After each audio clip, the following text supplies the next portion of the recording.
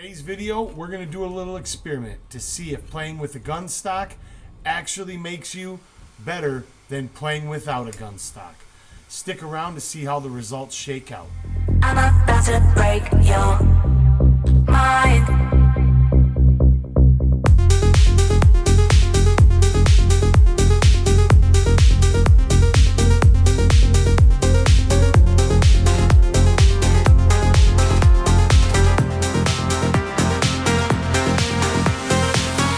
Please hang up and try again. Alright, today's video, I'm going to try and help answer this question that I see all the time in social media, and that is, are gun stocks worth it? Do they make you better, or are they just a waste of money and a waste of time when it comes to VR shooters? I'm going to do a little experiment today to try and help answer that question. And before I explain what that is, I just want to say from my experience of 6 or 7 years, I do believe that they do make you better. I do believe that the two areas right out the gate that you will see improvement is draw time and accuracy. Now, where the drawback is initially is going to be with your reloading. That's going to be where you're probably going to be challenged. But ultimately, the other thing that a gun stock does for you is how it makes it feel. It feels way more authentic, feels way more realistic when you're playing. And that is worth a lot of weight in itself, in my opinion, just because I like it to feel better. It just doesn't feel right, and it's immersion breaking when you got two floating hands. That's just the way I am. Might not be how you are, and that's perfectly fine. We all have the, can all do our own thing, and that's cool. This is for people that like gun stocks or are on the fence and want to try and maybe jump into it, and if this information can help you, then that's what it's here for. So what I'm going to do is I'm going to run through the Killhouse on Pavlov 8 times. I'm going to use the 4 small SMGs because I want to show the GS1 Elite is compatible with even the smallest SMGs in Pavlov, which pretty much means across all video games you'll be able to use this gun stock. So it'll be the P90, the Skorpion, the Shorty AK, and then the Uzi. And we'll do one run with each gun without gun stock. We'll do run one with each gun with the gun stock, and then we'll compare the data, and then we'll see. And then I'll take all the runs and average everything out. I understand the guns are a little bit different, a little discrepancy there, but we'll get just to see what the data comes out to. And we'll run all that, and we'll do averages, and then I'll have a little brief synopsis at the end. And then you guys can determine whether or not you think gun stocks are worthy based on the data. It's the only fair way that I can show an improvement versus a non-improvement. Just showing you playing with the gun stock is never going to be able to show a way that it makes you better, because you might be better at a game than me, and you might always be better. You might play it more than me. So to try and show it, I have to compare against myself, which is the honest, fairest way that I can show you. The testing could be more robust. I could do 5 runs with each gun and break that all down, throw away the highest and the lowest and whatever, and do all that. I could do that. It's a lot more time and effort. But I think with 8 runs, we'll get a general idea of which way it leans, whether it's within margin of error, whether it's for the gun stock, or whether it's for a non-gun stock play. So without making this video any longer, let's get to the video data runs that are going to give us our info. I am going to speed those up just a little bit just to shorten this up. So without further ado, let's get to that.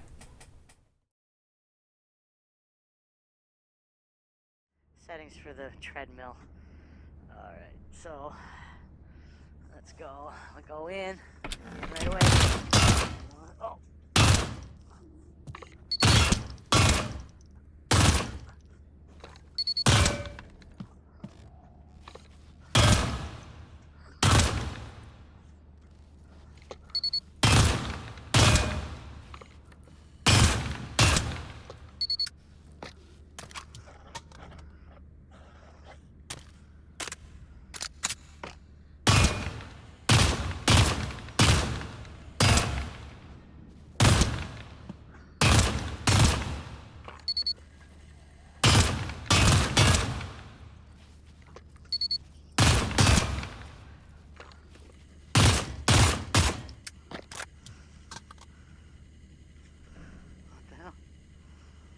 Where's this frickin'?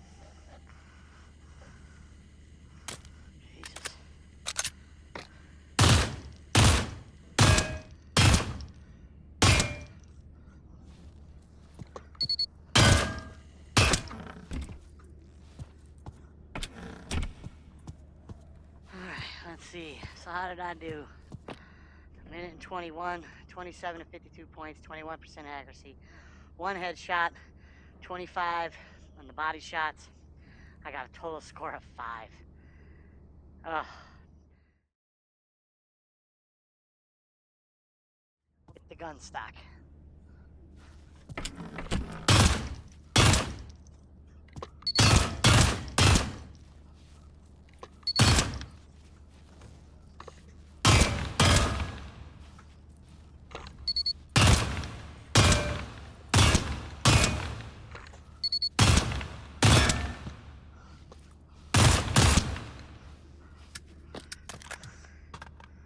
What is going on?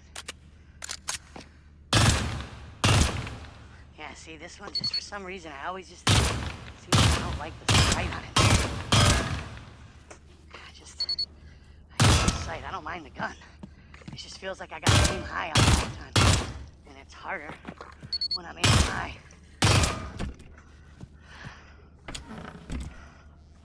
Now let's see. How did I do? Okay, not much better, but it was an improvement. All right, let's take a look at the Killhouse P90 data. So what you'll see is you'll see the actual data that you see at the end of each run. Then you'll see the raw differences of what was different between the two, whether it was better for the 90 with a gun stock or without. And then below you'll have the percentage changes for each one. Now, to keep in mind when you're looking at this, time going up is a bad thing in this regard. And so is the body shots. You want the body shot and the time to go down. That is better than it going up when it comes to these charts. The other thing I want to make note is on the P90 No gun stock, you'll notice if you're really particular, the time has changed. I took about 13 seconds off to account for the times where I couldn't grab a clip for some reason, just so that we could make the comparison a little more fair and accurate. Outside of that, the data is pretty accurate, and all the math is done the same. So I will be posting one of these after each one. You guys can take the time to look at them. I'm not going to talk after each one just to keep the video short. So let's move on to the next round. What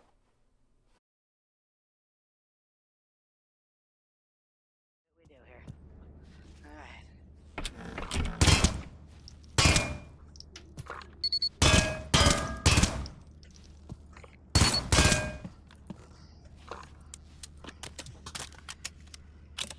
Oh shit, that popped out. I didn't know I could do that. Oh, we're drifting. What's going on? Tracking problem. Damn it.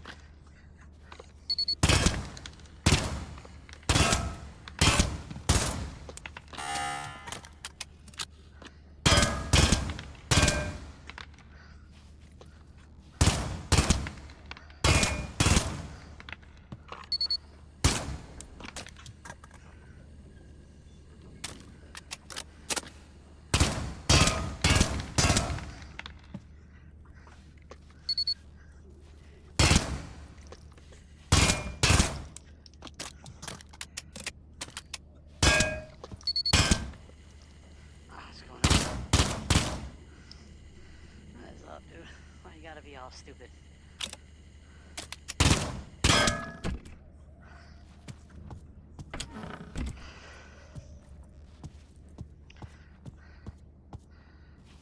Ah, 128, 39, 52, 27% accuracy, 13 headshots, 13 body shots, a total score of 10.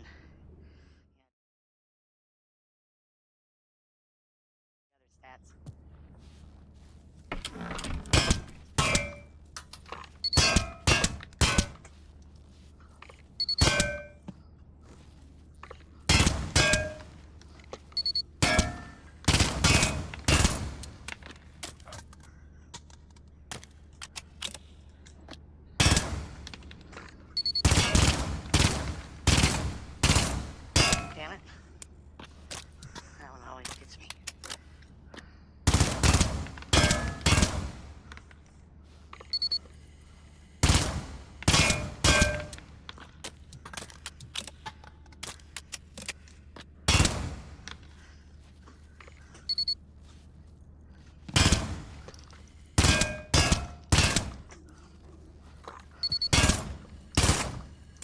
Ah.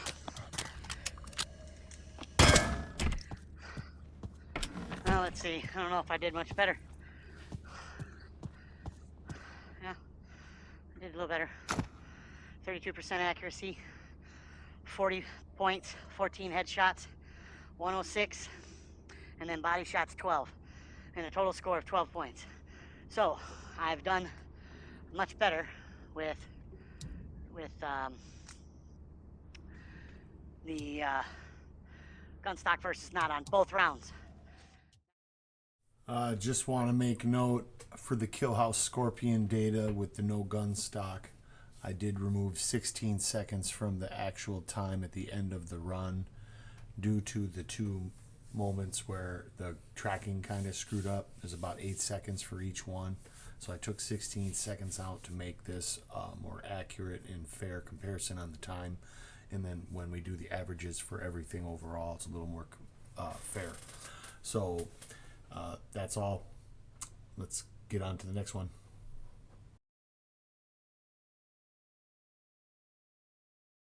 All right, let's go.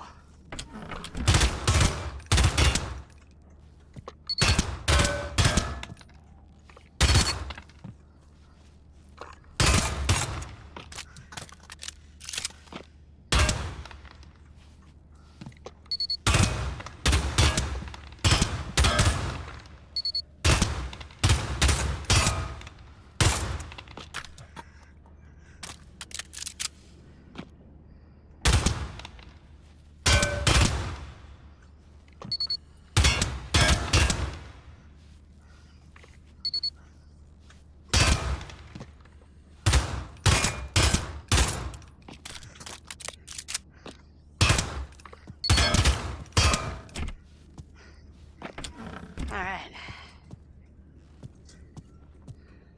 Let's see, so how did I do?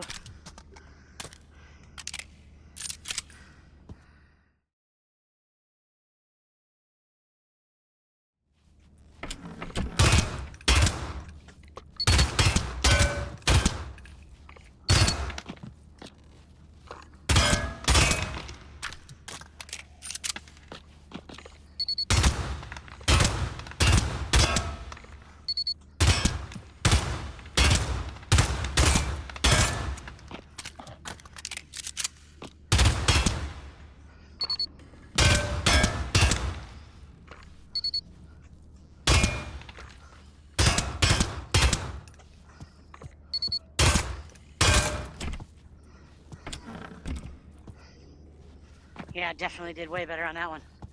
Yep, look at that. Even faster on the time, too.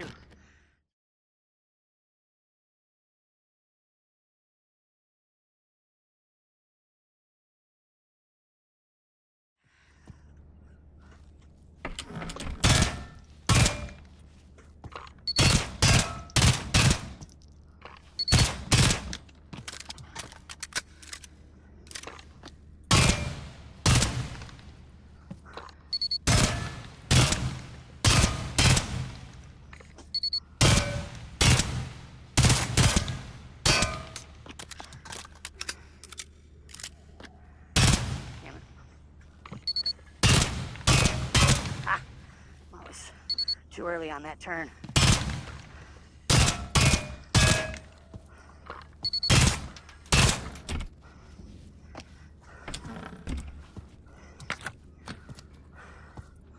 Let's see, how did I do? Yeah, 47 seconds. A little slower, accuracy 32. My highest accuracy, I think, without a gun stock. 11 headshots, it's not, I think that's my highest headshots without a gun stock. Now that I've got a gun stock.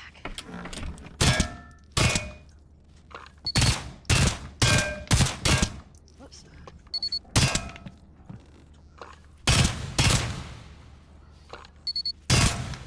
Whoops.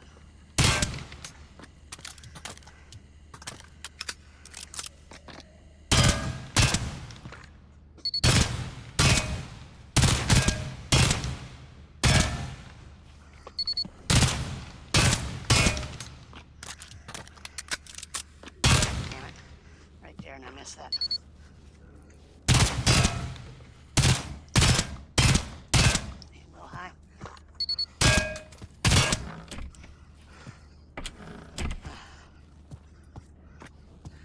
So let's see. Well, actually did a little worse on that one. I got more headshots. Accuracy was a little worse. I stumbled a couple times when I was walking. It kind of messed me up. So there you have it, the 8 runs with 4 different guns. And I wanted to stop here on the Killhouse and just make a note that this was the first time that it was faster without the gun stock, and the first time the accuracy was higher without the gun stock than with. Now that you could maybe start to argue on the accuracy that we're starting to get within the degree of error, you know, plus minus whatever you want to call it. But for the most part, I just like to point out whatever data is interesting, and that's the first time this happened. So I'm all about where the facts take me. Anyways, let's move on to the average data of everything across the board. And what we're looking at here is it took me on average about 1 minute 1 second per run without the gun stock, and about 54.5 seconds roughly with the gun stock. I averaged 34 points per run without a gun stock and 38 points with a gun stock. Accuracy was 28% without per run on average and 32% with a gun stock. Headshots 12 per run with the gun stock and 8 without the gun stock. Body shots, of course, correlate with how many headshots you get. So 18 body shots with no gun stock, 14 body shots with the gun stock. And of course, the lower the number, the better, because then that means you have a higher headshot, for those of you who aren't aware. As for the scores averaged on 12 per run versus 9, which is about a 25% increase. Accuracy, you could say straight up 4%, but it's a 12.5% increase on the numbers. And your points are up about 10.5% with the gun stock versus without. Your time through is 10.7% faster with the gun stock than without. Headshots are 33% higher than without, which is a pretty big number. All of these numbers kind of fall outside of the error median, but the headshot one is pretty large compared to the rest. As for that, score and body shot kind of play a role based on how many headshots you're getting. And yeah, it looks to me like the data is pointing to where a gun stock is a pretty big advantage. Now, if you look at the chart over here, it shows that in the average with the gun stock, you were 10.7% faster. You got 10.5% more points. Your accuracy was straight up 4 points, but a 12.5% increase. And you had a headshot increase of 33%. That is a massive number. And people love their headshots. You know, the score being 25%, that's a big bonus. When you're talking the 25% range on anything, kind of bonuses and ads, or what it increases your benefits, people go crazy with that. That's a big, you're starting to get into some nice juicy numbers that people like to see and hear. So ultimately, it looks like gun stocks are an advantage. You know, put it this way. If you were to find a piece of gear in a game, you know, whether it's a gun or, you know, some other type of gear that had specs like this, where it gave you, you know, 10.7% faster load time, and, you know, 10.5% better damage, and 4% better accuracy, and 33% better headshots, and, you know, you would probably pick this up, you know, if the game had normal rated type gear, you know, and not fantasical stuff where you're like hundreds and hundreds of percentage and this and that, whatever. But yeah, you know, so if that's what it's doing for you in the real world, how many kills does that equate to in a round? I mean, versus not having it. Is that enough to make you the leaderboard? If there's two guys going neck and neck and you both got 1 or 2 kills separating you, that could be the difference between you being the leaderboard guy. And if that's what's important to you, maybe that's what gets you there. But you're probably so good already if you're those people that maybe a Gunstock doesn't matter, you're already using one. I don't know.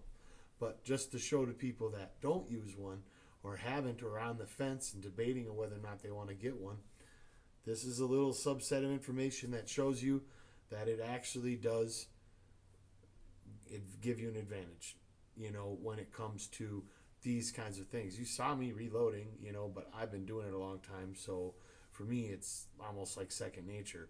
If you've never used a Gunstock before, that will be, in my opinion, your biggest learning curve.